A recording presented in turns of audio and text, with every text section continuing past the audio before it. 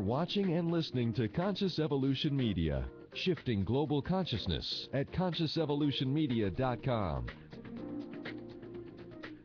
Today's podcast is brought to you by Kids Talk Foundation, a global nonprofit organization providing youth advocacy, television programming, and training services in the United States, along with comprehensive medical and educational services for the developing world, most recently in Kenya, Africa, where Kids Talk Foundation provides a feeding program, medical care, and educational services to over 1,300 young people each day. Please help our youth and place your donation. Go to www.kidstalk.org.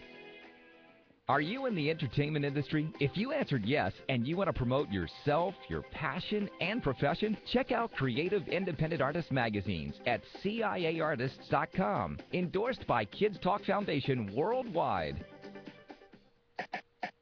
You can hear shows from Real Coaching Radio TV network while on the go with Stitcher Smart Radio. Stitcher is a free news and talk mobile app available for your smartphones, smart TVs, and cars. And when you download Stitcher to hear shows from Real Coaching Radio TV network, you have a chance to win some money. Downloading is quick and easy. Just find Stitcher in the App Store. Download it. It's free and just takes a few seconds. Then, during registration, hit the promo code box and enter RCRN to get automatically entered to win $100. The latest episode of the shows will be waiting for you in your favorites. You'll get access to lots of other amazing shows too. Always available to you on demand. No syncing. It's Stitcher Smart Radio. Don't forget to enter promo code RCRN when you register at www.stitcher.com/RCRN. Maxed Out Money Hour is your internet TV program all about money and what makes it go around to have it work for you, or not. Host Ninan and Coach Steve will be featuring informative interviews with financial companies, CEOs, and executives, providing insights into the financial world and their products, services, operations, and an outlook for our financial future. Here are your hosts, Ninan and Coach Steve. And a warm welcome to everybody to the Maxed Out Money Hour with your hosts, Ninan DeVerderosa and Coach Steve Toth, and our guest, Andrew Akita. Welcome to the show, Ninan. Well, welcome to the show as well, young man. You're looking pretty feisty there today. You must have had a good day at that cold old Denver. Yeah, I have a good coach. An image media coach. There you go. A media image coach. I've got a little news bulletin. You know, we always come up with some little things that are happening in this world. And I'm going back, actually. I'm going to go back to 2008. 2008, the Treasury actually gave all these different programs out to help the people with their homes by giving them some money back, which was supposed to be for the TARP program. They actually designated $45.6 billion to help the homeowners. Okay. So they did that, and the consequences are, you'll be surprised at this one, Steve. And everybody got $1.99? No, not at all. We have $40 billion sitting there doing nothing. Oh, wow. So, yeah, I heard about that too. Did you? Yeah, and I think Yes. the audience should hear about that, because we're hearing, oh yes, quote unquote, they're helping people out there with the foreclosures, and they're helping them with their problem with their home, which is underwater, and they're not really helping them, because if they've got 40 billion sitting there, hello, what's it doing there? Is it making interest? Is it paying somebody's home? Obviously not. So that's one of them. And then the upside of that is, oh, by the way, what remarks do you have on that, Steve? Well, the only remark I have is that to the government, that's not a lot of money, since we borrow only $4 billion a day, which $1 billion of it is interest. So 30 times $4 billion a day That's absolutely true. is a lot more Well, what than about that. the homeowners that lost their home in foreclosure that they could have saved? Yeah, well, You know, that's the sad part about it. You know, and it's sort of, you know, had this formative. They have the making home affordable modification. They had the housing finance agency. They had all of them, and nobody got help. Anyway, on the upside of all this going on, we also had a survey done with Point Two Homes and Property Shark, and they're now saying that we're now up. 59% of agents say that we're up on our homes, selling them. Prices are going up. I'm not saying they're going up astronomically, but they are going up. So at least it's better than them going down, which they've been doing for 4 years. So that's looking on the good side of things. So I guess we can turn around and say, and I also know that because I had a meeting today, and actually this was for commercial property, and I was listening to a few things going on in Las Vegas, and things are definitely looking good in Vegas. So maybe they'll capture me and I'll stay here. So I've heard good things about the Las Vegas market as well. You did hear that too, Andrew? Yes, I heard it's slowly making its turn. I heard there's still a little bit of oversupply on the houses, but I heard that it's slowly starting to come back up a little bit. Yeah, you know where I live in Southern Highlands, and it's quite funny. There was 2 houses that were half built. This is going back about 3 or 4 years ago. They sat there, and then they pulled them completely down. And now all of a sudden, in the same lots, I'm seeing these 2 houses being built again. And I'm thinking to myself, is that crazy? Or how stupid is all that? They built a house, pulled it down, and now they built in the same place. They're building 2 new houses. These are big houses. They must be about 10,000 square foot homes. But I was like looking, thinking, why would they tear it down and then build it up again? What's the answer to that, Steve? Steve? I have no idea. I don't know everything. Why not? Because I just don't. Have different buyers with different plans.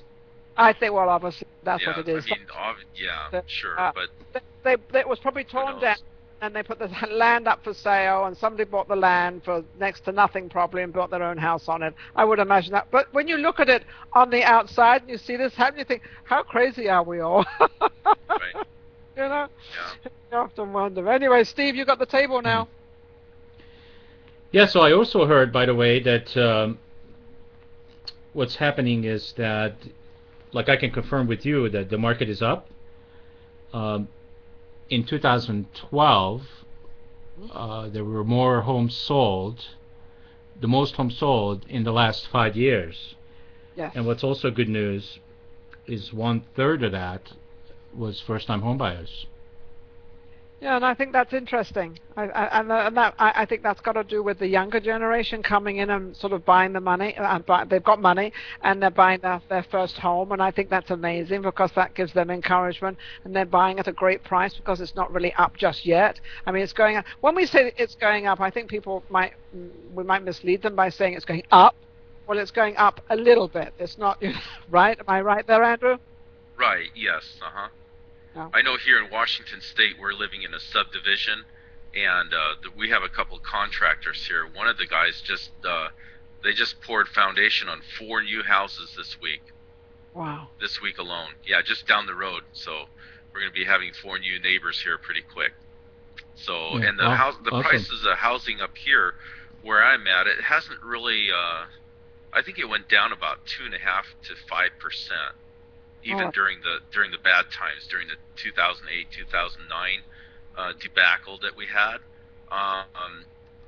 But yeah, the market here is fairly solid, and there's lots of people moving here. I've talked to several mortgage, loan originators and mortgage professionals, and they're saying that things are humming right along up here. That's good. So it is good for up here, yes. I don't think, Steve, we didn't even introduce Andrew yet, from where he's from and what he's doing. Capital Sources, AM Capital Sources, is that where you're from? Yes, that's correct. Yeah, and I'm in Washington State, in Battleground. It's a small little town of about 25,000 people, and we're about 40 minutes north of Portland, Oregon, on the Washington side. Wow, okay. I used to live in Portland, so beautiful place. Oh, yes. Yeah. Doesn't it rain a lot there or something? They said it's like England. Yes. Yes, There's yeah, lot- very green. Won't see me there. There are lots of trees, and it Yes. does rain a lot. And A lot it's of beautiful. green trees. Green countryside, and it's beautiful, but it rains all the Mhm. time. Well, So we had a Andrew pretty is good in- summer. We had about 101 days of nothing but clear skies, or no rain, I should say. Is that unusual? Not really. I think our summers get pretty long. We can go about 60, 90 days with no rain up here. But yes, the winter time, usually October, November, December, and January, we get a lot of rain. That's nice when you can all huddle up together and all fall in love. Right? Yeah, exactly. Well, it's nice to stay indoors, and enjoy Yeah. some heat, read a book. There you go. Yeah. All right, so I think it's time to talk about money. Money. Oh, So Andrew is Sure. Andrew is in the finance business, and he works as a real estate investor and entrepreneur, and knows a lot of, I'm sure, other investors and entrepreneurs. And the theme of the show today is how to prepare financial documents so that you can get the funding as quickly as possible. Okay. So what's the big confusion out there usually that you run across with people? Why is it that they don't have their ducks in a row? What's missing? Well, a lot of investors, they come to me for financing, and I think a lot of these investors, a lot of people have a lot of confidence, which is good, and I get a lot of borrowers that come to me, and they seem to want everything for nothing, and so I kind of have to set them. Welcome to America. Yes, welcome to the world of finance as well. I mean, the whole real estate business and even business financing, as the case might be, it's all about money. So, I have borrowers that say, well, I don't want to pay any points.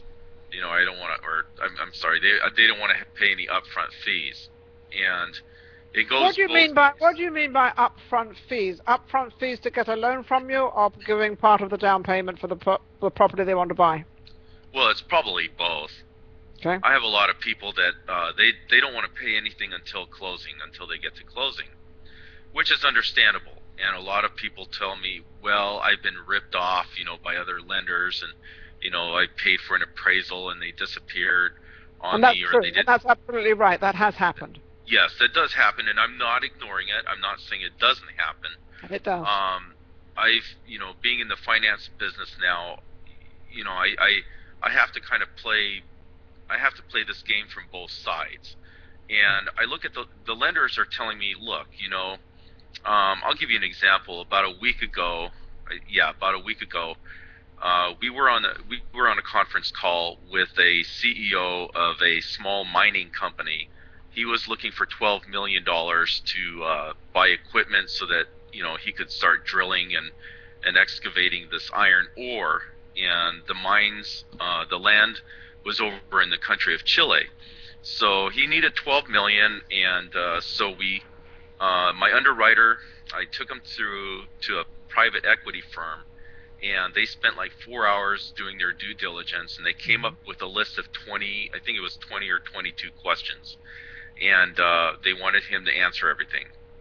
And then number 20 was there was a small statement about some due diligence fees. One of the fees was for a site visit, and I think it was around $3,000. And the guy balked. He says, well, I don't want to pay this fee. He says, I don't want to pay any upfront fees. I've already been scammed for $328,000 from 3 other lenders. Mm-hmm. And, okay, so, the phone call obviously ended very abruptly, and nothing happened there. I talked to Dennis, my buddy, my underwriter. What? $328,000? Yes. I'm surprised What a did man he- in that category that wanted to raise $12 million, that he would actually fall in the category of being taken for $300,000. That would be impossible for me to think that a guy that's in the business of the way he's in it, he should know better. Exactly. That's exactly what the underwriter told me. He said, how can this guy be scammed for $328,000? How does that happen? It doesn't. And especially from 3 different guys. How could he pay that much money? And now he comes to us and says, I don't have any money and I'm not going to pay any money. Well, that's very questionable, because where did, that's a little over $100,000 per lender. Where did that money, what was that money for? And so what I want to tell borrowers and investors is, when you're approaching financing, go ahead and ask the lenders for some clients, some former clients that they funded, and do your due diligence too. It goes both ways, right? Am I not correct? Absolutely. I mean, you go to a lender and ask for money, you ask for their points and how many points they're going to charge, their interest rates, the terms, and all that. And sure, why not ask them, do you have any kind of fees, upfront fees? And if they say, yes, we do, and, ask them what it's for. Is it for a site visit? Is it to pay, the underwriter for his time to evaluate your property? And, you can always ask questions like that. And I agree with that. I agree with that, Andrew. And it's funny you should talk about that, because I was in a position. I'm raising $12 million for 3 films. Now, the film business is a little bit more dodgy, and then you have to be very careful. And it's funny, because one of the first things I ask whoever is, comes forward with the funding, I said, are there any upfront fees? And they say, yes, there is. And they range actually from $3,000 to $7,000. Now, the reason I think that I would not pay that is because I'm from the old school, and I'm not used to that. This is something, and I'll let the audience know out there, that this is something that's only come into play of upfront fees in the last probably 3 years. Before that, there was very rarely did you ever have upfront fees. Upfront fees for a loan? Hello? No, we never paid upfront fees. We got the loan. And so I think that people should definitely look into it, because there are definitely some people out there that will scam you. And as soon as you say that, well, would you let me know what they're for? And they say, oh, it's for paperwork, it's for this. I say, thank you, goodbye, and I literally hang up. Because I know that's not right. It's like upfront fees for a cruise, right? Yeah, hello! Oh, Steve, tell the story of that. Tell that story. Okay. Steve. Yeah, so, well, yeah, you since we're talking about money. You just mention the cruise. Yeah, it doesn't, this doesn't make sense either. So when you deal with an agent that books cruises all over the world, if they're asking you for a deposit, upfront money, don't do it, because they're going to tell you that it's 100% refundable. Like if somehow the cruise doesn't happen or whatever the deal is, you can get your money back. Don't believe that, because getting this money back is almost impossible. I mean, it's not impossible, it is possible, but the effort and the energy you have to put out is terrible. Unreal. It's very bad. So because I've never heard of upfront money for a lot of stuff, but I do understand why, and I didn't know, Andrew, that you charge upfront money, correct? No, I don't. I personally don't. Oh, you personally don't? Oh, you're one of the good guys. Oh, I'll work with you. Yeah, I'm one of the good guys. I'm looking for $4 million. I'm looking for $4 million. Thank you, Ninon. I'm one of the good guys. I call them good guys. I've been in the business for 30 years.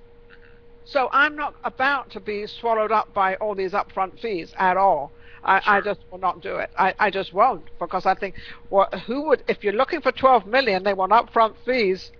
Who am I playing with? I'm not playing with anybody very big if they ask me for $3,000 and I'm looking for $12 million, but that doesn't make sense to me. Okay, well, here's how the lenders look at it. Going back to this one gentleman on his iron ore mine, I talked to one of the check writers, and he said, well, why would we write a check for 100% to ourselves? Why would we pay for this guy's appraisal or his surveys? Why would we pay for his licenses? He has no skin in the game. If we find out that the property doesn't have the value of minerals that they say on their executive summary that they have, the guy can just walk away. and well, he's no money out of pocket. I mean, you would never lend 12 million if you don't have the correct equity to put a lien against it. If the lien if the lien is against, because there's always a lien, you know, every house has a lien against it. The lien is the loan. I don't think most people understand that. But a lien against the property, you always have a lien against your house, unless you buy it outright, and then you've also got a lien from the tax people, because if you don't pay your taxes, they'll take the house. Exactly. So there's always something. There's always something on your house that's going to protect the other person. So they've got equity in their money. But if they put 12 million in, and the company isn't worth 12 million, or it's just going on a piece of paper, nobody would do that in their right mind. Yeah, exactly. I don't think so. Right. Okay. Yeah. And going back to residential lenders, I'm assuming that most of our listeners are probably single-family investors, or maybe small multifamily. Not really. Not necessary. Units. No, we go across the board. Okay. We go across the board with commercial and everything. It's like I'm looking for 4 million right now for a hotel. Mm-hmm. I might call on you, Andrew. Okay. Yeah, I hope you do. Give us a shot. Yeah, I've got I've got 2 very good, strong hotel lenders. Oh, okay. Very good programs, very, very good programs. Yes, indeed. Yeah. Well, you know, I work with AM Capital Source. I've been very, you know, blessed and fortunate to meet a CEO of a third-party marketing firm, and he's put me in touch with quite a number of hedge funds and private equity groups, as well as and on my own, I've been vetting out some good direct lenders. And one of the 2, there's basically 2 criteria that the hedge funds and these private equity groups want to see from their borrower, from the client, and that is at least 10% liquid cash. They want to see some kind of skin in the game, and that the borrower has some liquidity. And the second one is that they like to see, you know, about 5 years of experience in whatever industry they're in. And I had a guy ask me yesterday, well, I don't have 5 years experience. Well, fine, but his partner has 30, so that's fine. You know, we can work with that. Must be my friend. Right. Let's go back to what Steve was asking. Steve was asking about filling out all these papers, right? Oh, the yes. Good news, before we go into that, the good news is we are featured on Block TV, so I want to welcome all those people in Block TV. James Thank Bennett you, Block TV. Love you. Others. Thank you, Block TV. The nasty ones. They always pick us up, so they're amazing. And they really are. They're awesome. The nasty people in the chat rooms will be kicked or banned. So we've only got good ones, right? Yeah. So Andrew, like Nina said, let's get back to how do people put their ducks in a row in terms of getting paperwork put together the right way, the correct way, and what's required. And that would be for buying a house, correct, Steve? Yeah. Okay. Sure. And a lot of these principles can be used for, you know, basically any type of business loan as well. Okay. Or you know, even for commercial real estate applications. But yeah, I would suggest to borrowers, anybody that's thinking about buying a property, one little tip you can do is take a 1003, you know, a HUD-1 form, and just start filling it out. You don't need a property address on it. You don't need anything, but just get a purchase and sales agreement and start reading over it, and start making your check marks, or, you know, any exceptions, you know, you cross out or add in a certain clause. You get that all done, so that when you do find your property, all you have to do is fill in the address and get it going. So you're prepared. So as soon as you find your house or whatever you're doing, you're prepared and you know what you're doing. You've read over it. You know the ifs and nots and buts and who's and what's. Right. Okay. Exactly. And another thing I would suggest doing is for residential buyers and commercial buyers too. This isn't so big on commercial and business, but occasionally it does come up. But you might want to pull a credit report. Pull your own credit report, and I use creditchecktotal.com.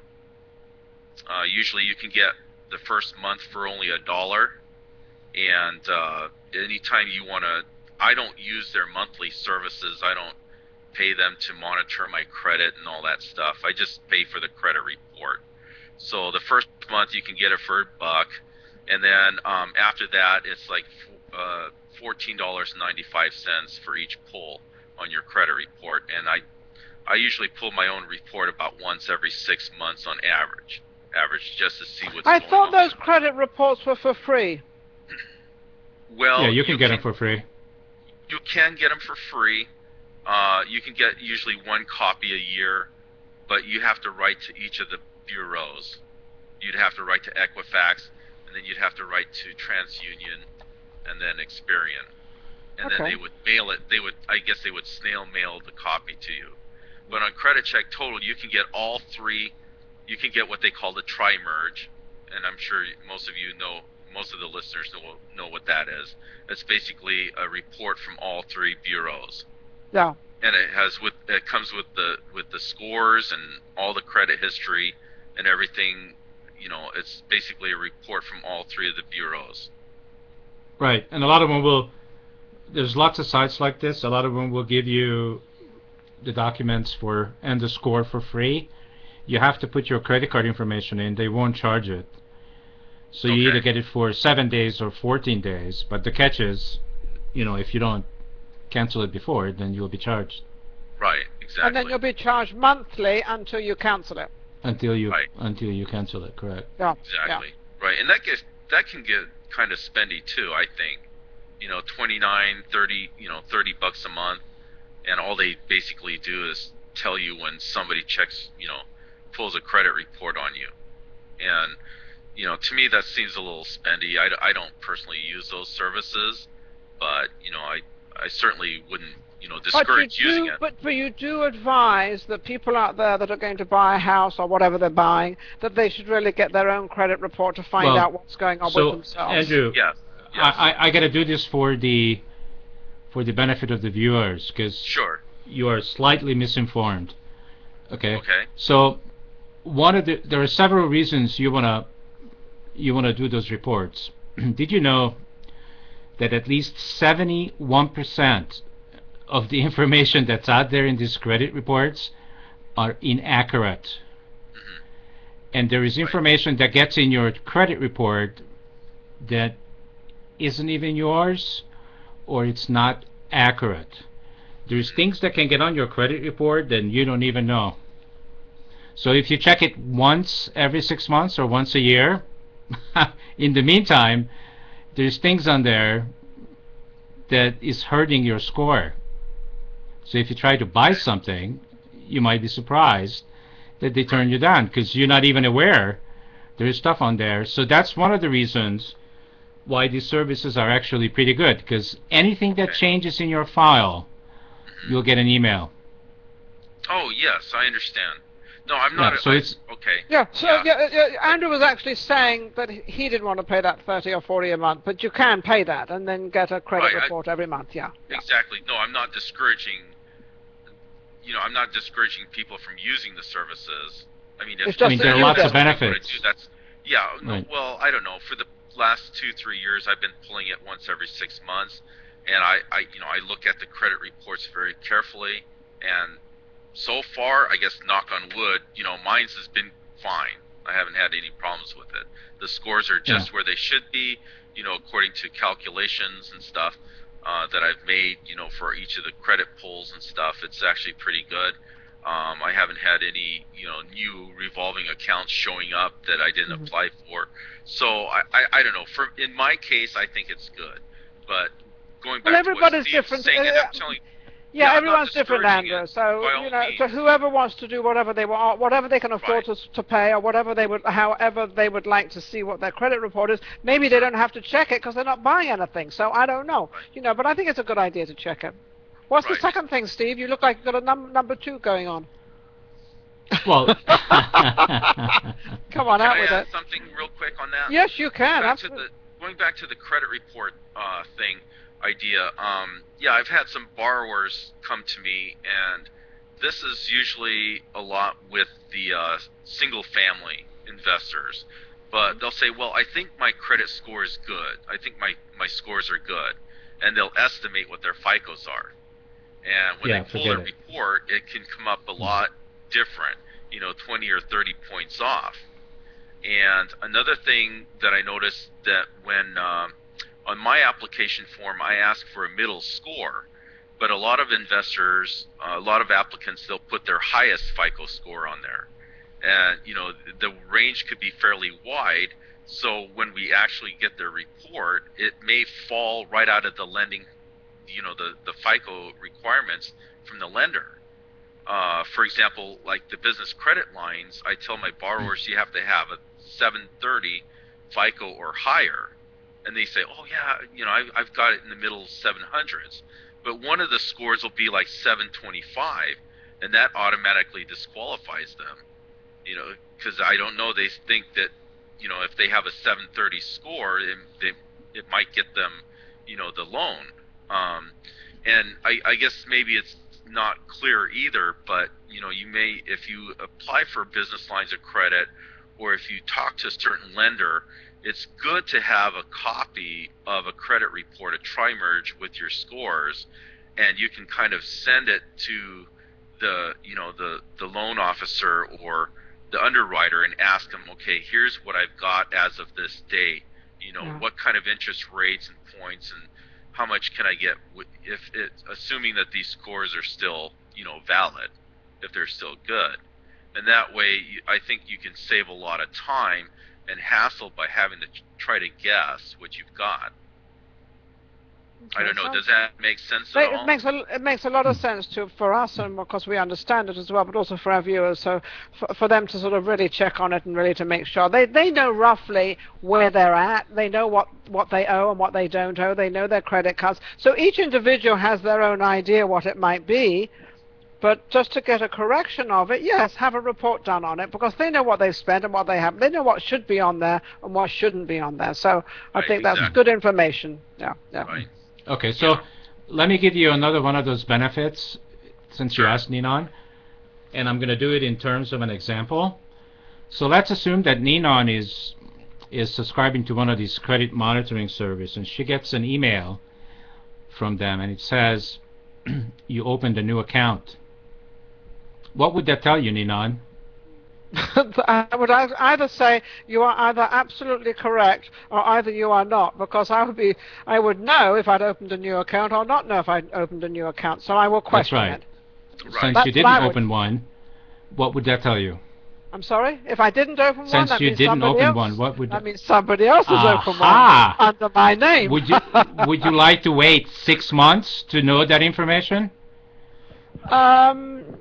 If you're checking your credit once every 6 months, you want to know it immediately. Yeah, I would like to know it now, but how? Because somebody is going out and purchasing things on your behalf. I must ask you another question on this though, because I've got a lot of emails lately, and it's been saying your credit is perfect, your credit is this, your credit is great, and I keep getting all these emails, and I'm thinking, oh, I haven't even pulled a credit report. What are they talking about? What is that all about? I would have to see the emails, but most of them are scams. Yeah. And if you have links in them, and this is for everybody that's watching and listening, and whoever is going to be watching and listening to the archives, don't ever click on anything in an email where you don't know the person that sends the email. Right. Because this is how people get themselves into all kinds of trouble, and what a lot of them are going for is your financial information.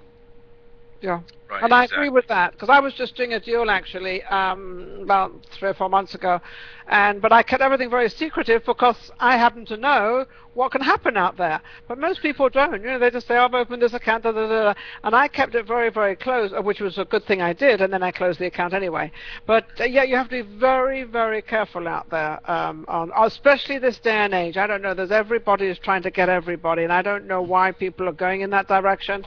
But we're all now, I think we're all very aware, like we're aware of policemen around corners that are ready to give you a ticket, so we're all now, where is he?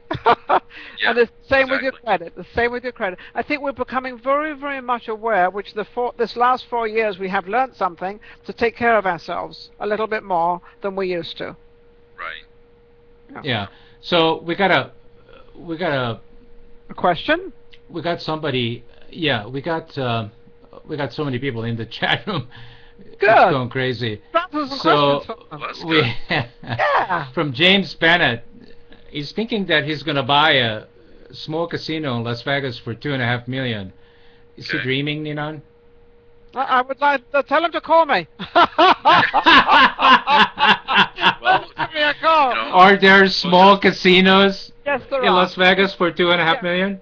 Yeah, there are. Yes, there are. Okay. He'd have to really look at it, really understand who owns it. He'll have to get the papers, and if he needs any help, I happen to live in Vegas, and I can definitely help him out there if he wants to know. I can let him know the area, I can let him know the capacity, I can go in and have a look at it for him, and I can do all the research for him, just to make sure, because sometimes funny, I just looked at 2 hotels. Well, they actually I don't know quite what they are, but they're on Fremont Street, just down from the main little city of old Las Vegas. And I went to look at them, and they are, believe me, they are not what they were described. But I was able to go over there and look at them because I'm here. And then I saw the people this afternoon, and I said, what you're asking and what you're selling is 2 different things, I said. And I was very, very outspoken to them. But you know something? They loved the meeting. They loved how outspoken I was. And they loved how honest I was, because that's how I do business. No other way. Because, you know, water seeks its own level. Right. And so to me, to be honest, to have all your cards on the table and all your ducks in a row, that's what you need when you're, and I don't care how small the deal is or how big the deal is, they should have all their ducks in a row. So tell the gentleman, Steve, I will help him. But I don't know about $2.5 million. Well, cool, I don't know where that casino is going. Tell him it's a pretty small casino. Does it make cash? I mean, does it throw off it any will cash? Be part of a laundromat. I don't know. I'm kind of wondering. You know, I have questions too. You know, does it make cash? And you know, is it free and clear? Does the owner own it free and clear? You know, how much is he asking for it? You know, just things like that. What kind of lots of questions on that. Yeah. And I think the main question would be to see the location. Right. Because location is a big thing in this town of where you want to be, who's going in there, and the type of clientele you're going to have will be exactly how much money you'll make it to it. Because there's a lot of... Okay. The casino place, it does say casino on it, but they have like these slot machines around a bar, and that's what they call a casino. So, you know, be careful. Right, exactly. Okay, so James also wanted to know earlier, I believe, is this a good time to start a business? Anytime's a good time to start a business. Exactly. Yes. Anytime I would say. When you're ready. Anytime. It's a good time to start a business. You've got to be ready. Well, but the thing is, you know, like the saying goes, if you wait till you feel like you're ready, you're going to be waiting forever. You're never ready. Yeah, exactly. You're never fully 100% ready. You can never go on vacation at the right time. I can remember going on vacation. I always go around Christmas time because between Christmas and New Year's not much happened. But I guarantee every time we needed to go or we were all ready to go, something happened. Yeah. You have to take care of business. Yeah. So, you know. Yes. So never I would agree. I would just say just dive in and just learn from your mistakes. That's what I do. Yeah. And there's always out there to help you. You know, you can always call Andrew. There you go. I'll share what I know. But yeah, I'm the kind of guy. I'm just a self-starter. I got my own company formed and just started hitting the internet and making connections and learning and reading books and talking to people, and you know, I'm constantly learning stuff. And in this finance business, you know, you there's never an end to the learning. Things always change, and I'm always learning new stuff every day. So. And you've never got the right amount of money, because however amount of you have, you always need more. So don't worry about the money. Don't worry about a lot. Don't worry about those things. Make that step, James. Make that step out there. Go ahead and do it. But please just make sure that everything's in order. You can do an awful lot of checking at City Hall, Department of Building, whatever it is. You can actually put the address and name and everything into Clark County.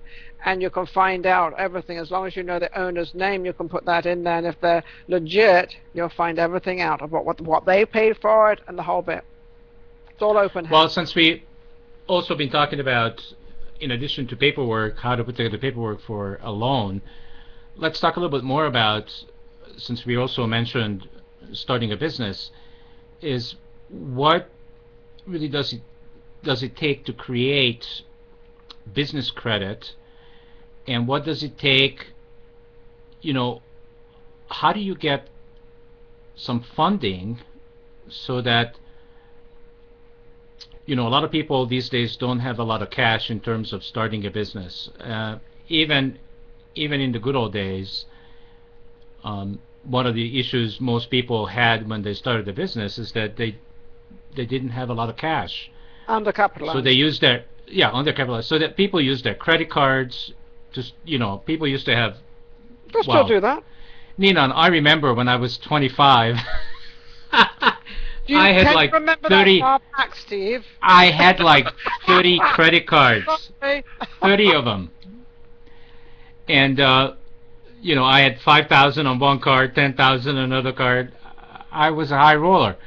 So back then, if you needed some cash to start a business, you can just charge it. But today, credit is not easy. Well, you can't just fill out. Now, Andrew, what are they? 5,000, 10,000 average is probably 2,000, 1,000 now. Used to be 10, 20. You could get a credit for 40,000, 50,000. Right. Yeah, it's come down. Yeah, over the last year when I was applying for business credit, I got most of my cards were 10,000. The limit 10,000. Yeah. I got one that was for 14, and I got another one for 15. But yeah, that's and one for 5. But yes, the average was around 10. Yeah. So how do people build? 1,000. I mean, there's a lot of them. But you know something? That's not a very good idea, because you've got to pay an awful lot of interest on these credit cards. I mean, Steve, did you not pay a high interest on these cards?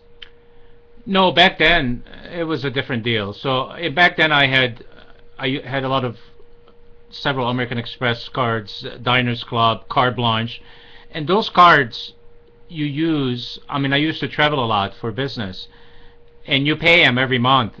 There's no payment plan, so there's no interest. You pay them in full each month.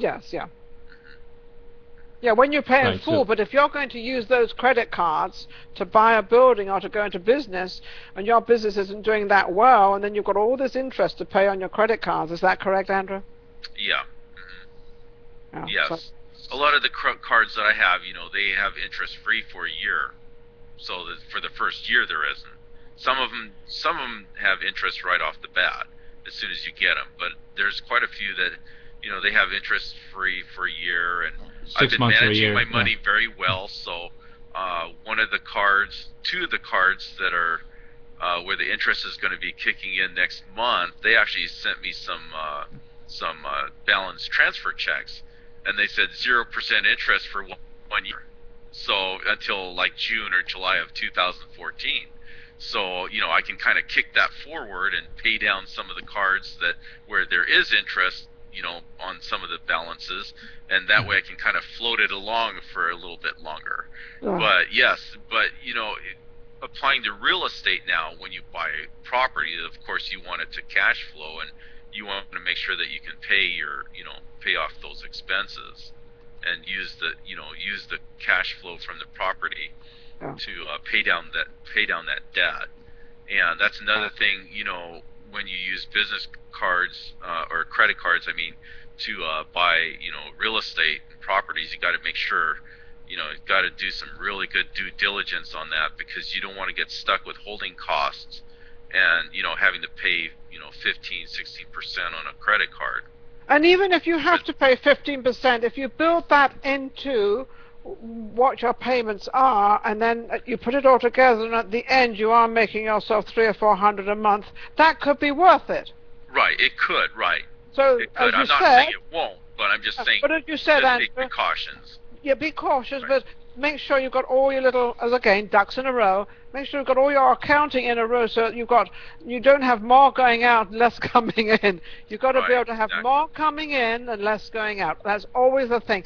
And even if you're holding the property for actually investments, if it's equal, nothing going out and nothing coming in, that's fine. As long as you're not losing any money on any property you have, you're fine. Right. Exactly. Because it'll go up eventually. So how do small business owners build their business credit, Andrew? And how is it different from personal credit? Okay, for the business credit, they have to have some kind of business, of course, an LLC or an S corporation or something like that. It cannot be a DBA, like a sole proprietor, because that's same as yourself. Yeah, I don't actually no, because my two LLCs are separate. They're not DBAs. So with that, I just started off with good personal credit. So that's how I got the funding for the business, because when you apply for business credit, they're going to look at the guarantor on the business credit cards, which in this case was me. And so I've been able to maintain good credit by paying off my balances, or making the minimum payments and paying off the cards fairly quick. Now I understand, but I think we need to teach people how to separate personal and business, right, and how to get to the point where you have a corporation, I don't care if it's an LLC or a regular corporation, that you're no longer personally liable for business debt. That's what I'm talking about. So what you're talking about, go ahead, Steve. Go ahead, Andrew. So, go ahead. Oh, yeah, I was going to say, the business and the personal are both separate. But when you initially apply for business credit, they're going to look at your personal credit scores. Oh, yes, yeah. And your credit history. Yes. So what I did was I basically paid down my cards, and I don't know, it's kind of speculative. I don't know. I've heard it go both ways. Some people say, when you get a credit card, pay the balance off every month. Go back to zero balance every month. But I've also heard from other sources that a lot of banks like to see you have a little bit of a balance on the card, even if you're paying interest. Yeah, you want to keep it at 50% or less. Right, exactly. Or like say 10 or 15%, and then don't pay the card off every month. Keep some of that balance and let the interest run on it. That way the banks can see that you're not just I don't know, to them it looks better if you have a balance and you're you can handle the interest charges and all that, and it apparently just looks better in the banker's eye. I don't know. I've never understood that. Of course. Yeah, of course, because they're making money. Well, sure. They're making an interest. They are making money, right? Of course. But if you pay off the balance every month, that doesn't, that kind of shows the banker that, I guess from their point of view, they never make any money. Well, this guy has Andrew. money anyway, so he doesn't really need the credit. But if you have some kind of balance on there, and you're trying to pay it off every month, and you're showing, it just shows up better in the payment history. And Steve, you're right. They look at it and say, okay, we're making money off these people. Great. Right. We'll help them. Of course. Okay, these people over here, we're not making any money off them because they pay it in full every month. So it's really up to the person what they want and how they want it. And if they're trying to get whatever they're trying to get, then leave a little bit on their account so that the bank's making money off you. Right. Sure. Okay, so let me just help out a little bit here. So Dun & Bradstreet is the credit company that keeps track of business credit, and they have a scoring system. It's not the same as the personal credit score. Right. So what you want to do is you got to be in business for 2 years.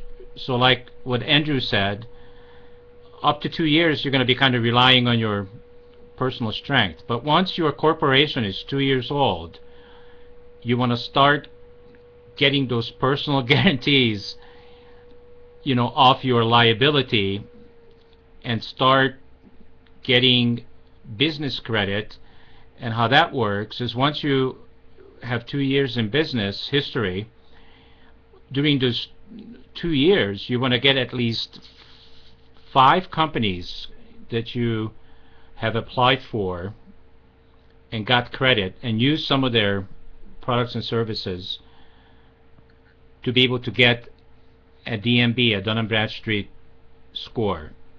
And what you want to work on is to get at least a 65 to 80 Dun & Bradstreet score. Once you do that, you can apply for a Business American Express, you can apply for any major bank's business Visa cards, and you will get a $5,000 to $10,000 credit line without a personal guarantee. Well, I don't know if you can get a 10,000, credit line right now. They're not really giving credit lines out anymore. So, or credit line on your card you're talking about, right, Steve? You can. Or credit line in the bank. As long as you have a Dun & Bradstreet score of 65 to 80, they will not look to you for a personal guarantee, and you will get a card. Interesting. Then they would go for the business, yeah. But what's see, my business. Go ahead. Sorry, go ahead. No, yeah. So my business, it's 2 years old. The LLC is 2 years old, and at the time that I applied for my business credit cards and credit lines, I had 800 FICO scores, a little over 800, and so it came pretty good. It was pretty quick. And I was able to get the $10,000 credit lines. This was last year, April. But you are personally liable. Anything that goes wrong with any of your corporations. I mean, the reason why you have the corporations is to protect yourself. So it doesn't. They don't come after you personally. Right. But it isn't working really good if you're personally liable on your credit cards for business credit. Right, exactly. Okay. Once the corporation has 2 years with the credit cards that we have now, then we can get the true business cards. There you go. Yeah. I think that's what Steve was alluding to. Yeah, that's what Steve. Yeah, that's what right, he's okay, getting. yeah, okay. Yeah. Right, that's right. I understood that. Yeah, I was just kind of talking like the first 2 years. Okay. Now, since we're talking about money and we're talking about credit and all this stuff, what is the average down payment for a residential house for our viewers out there to sort of anticipate? It used to be like 10% to put down on a house. Now it's not that. What is it, Andrew, now, the average?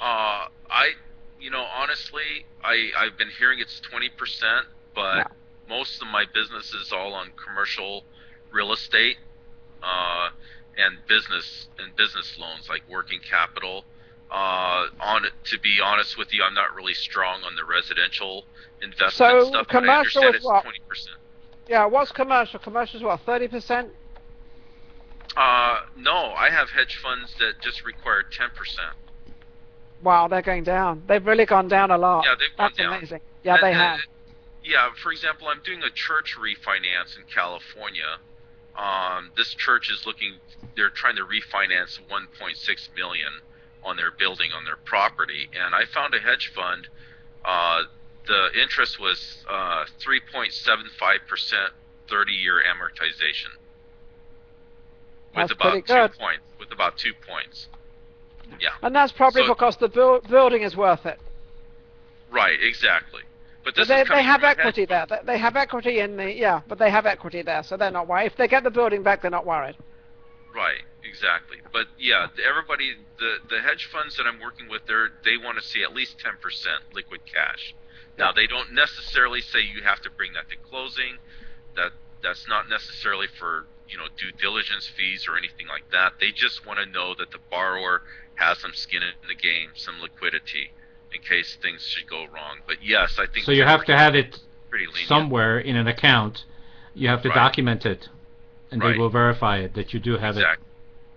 And that's another point that I want to make to the individual or the single family investors. Those listeners out there who are buying single family homes or duplexes, the smaller units. Same thing applies to you. The banks are going to want to see your bank statements. They're going to want to probably see that you have some liquidity. You have something there. Right. We're coming towards the end of the show, Andrew. How do people get in touch with you? You can email me at amcapitalsource@gmail.com. You have a website? Yes, it's amcapitalsource.com. And all my contact information is on the website. My address, my home phone number, everything, or cell phone number, I should say, and office number, everything is on there. What will we do without a cell phone these days? Yes, exactly. I left mine at home the other day, and I was halfway where I needed to go, and I thought, I am not going back. I'm going to live 4 or 5 hours right now without a cell phone. And something was really good. I liked it. Except I was thinking, I wonder who called me. Do I have to return the call? But it was pretty cool. I liked it. Yeah. Cell phones All right, so are good. I feel like also saying a word for our sponsor, creditcleanup.com, and I'm going to use a different strategy today. And the strategy that I'm going to use is, guess what? The bankers are not really motivated for you to have good credit.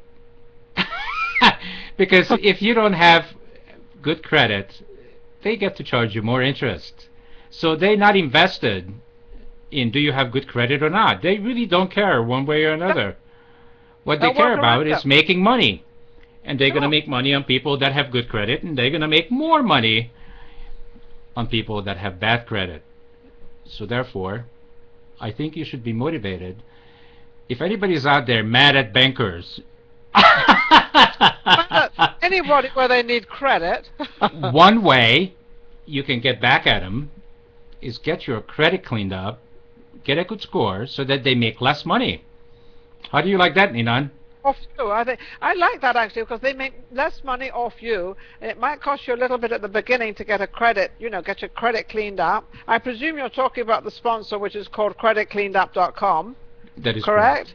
That's where that you can correct. reach them. Creditcleanup.com is a great place. You can also go to the website and you actually get a free, I think, credit score or something. Is that what they say, Steve? Yeah, there's a link there to get your tri-merge score, like Andrew was talking about at the beginning of the show. Yeah, and so you can find out. Website again? Creditcleanup.com. It's creditcleanup.com. Okay. So don't forget to start using it. Hey, come on, Andrew. Yeah, I will. You want to get even with the bankers? I'll check it out and recommend it to others. Well, my credit's good right now. Yeah, no, but it's not for you, Andrew. Okay, well, it might be for me, though. I hope not, but... I'd like to have some inquiries taken off. So, it's I have it's the other 42 million Americans out there that, this is one way you can get even with the financial industry and the bankers. There you go. All right. Thank you, everybody. This has been an awesome hour. Thank you, Andrew. Thank you, Ninan. Thank you, Blog TV. For featuring us and all the people there were lots of people in the chat room. I couldn't keep up. Thank you for James and Sky and Sky Blue and Jonas and all the people that keep coming back, watching us, obviously be delivering some value. All right, thank you all. We'll see you next week, same place, same time, always on Tuesdays in the evening, 9 p.m. Eastern. Thank you. Have a great week, everybody. All right, thank you. Take care. Bye-bye. Today's podcast is brought to you by ObesityHotline.com, the silent killer, providing support and encouragement in the prevention of this rising epidemic. Featuring the Body by Vi Challenge. Is there a quick answer to the question? Go to www.obesityhotline.com. You're watching and listening to Conscious Evolution Media, shifting global consciousness at consciousevolutionmedia.com.